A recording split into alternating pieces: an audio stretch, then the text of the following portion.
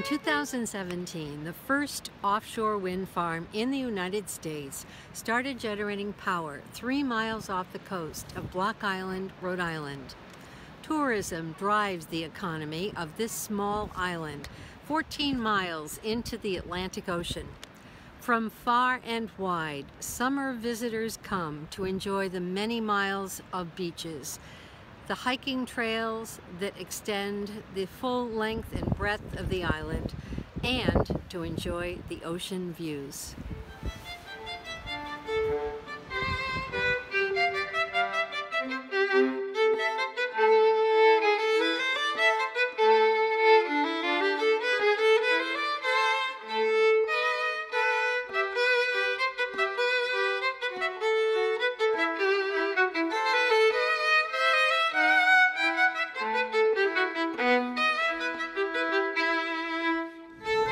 You fish near the wind farm. I fish near the wind farm. The fishing's good near the wind farm. Any kind of structure in the water attracts fish. Oh, it does? I didn't know that. Oh, yeah. Structure attracts fish. It's places for small fish to hide, and then big fish. Well, actually, what happens is mussels build up on it. Fish come to eat the mussels and hide in a little bit of structure, and then, of course, the food chain, bigger fish come to eat them, and so forth. So the wind farm will attract and hold many variety of fish, many species of fish. And you know, when telephone poles first, when electric grid first started happening in New England, and we were putting up poles all through the city, people were horrified by it. For the aesthetic of it was just, you know, people did not want it. And it eventually becomes invisible and just part of the accepted landscape.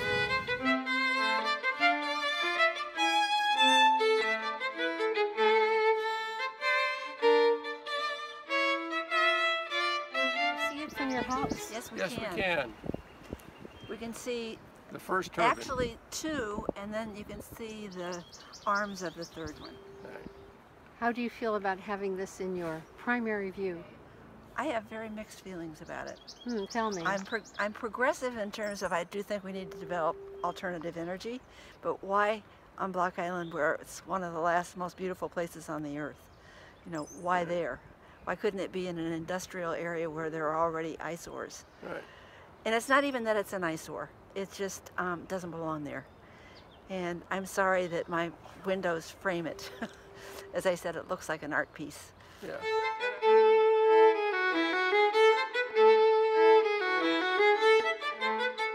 Because it's going to lower the price of electricity over here on the island, which is very expensive. Is it though? Yes. And supposedly, I don't know because it hasn't happened yet, but that's what they say, that it's going to be better afterward.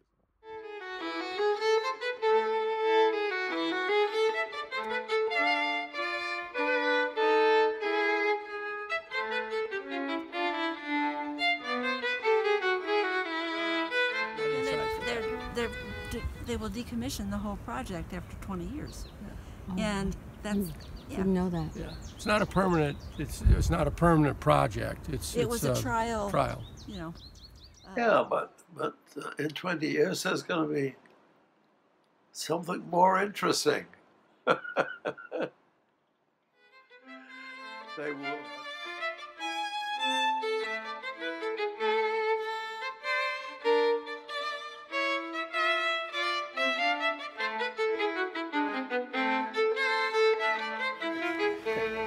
It's a perfect solution for us.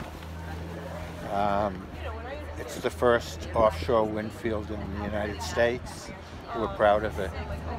And it's going to take offline a polluting power company that was running on diesel fuel for a long time, very noisy. And it's a solution that fits all of our problems with energy. So I think it's perfect. Thank you.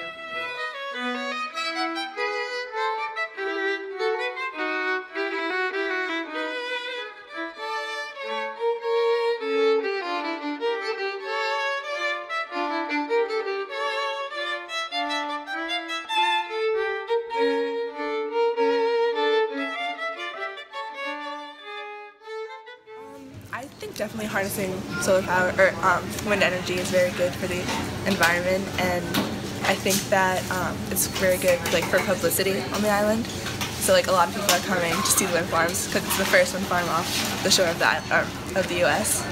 So I think it's very good. Yeah.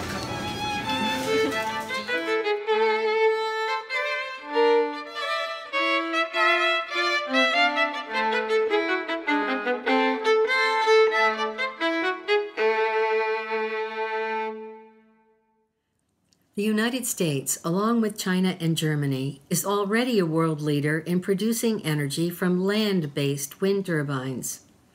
Here on Block Island, Rhode Island, this small wind farm with only 5 turbines in the Atlantic Ocean is a prototype, the first offshore wind farm in the United States. Block Island residents themselves never had the opportunity to voice their opinion about the wind farm in a town-wide referendum. That's because the governmental body responsible for approval was the Rhode Island Public Utilities Commission. But this is an island with a strong history of support for progressive, local environmental policies. Enthusiasm is strong for getting rid of the old diesel generator that produced power for the island. Approval for using wind to power the island is universal. Even so, folks have closely followed the construction and financing of the project. Ask anyone who lives or owns property on the island if they have thoughts to share about the wind farm, and their answer will be yes. If you can hear the words above the rumble of the more or less constant wind.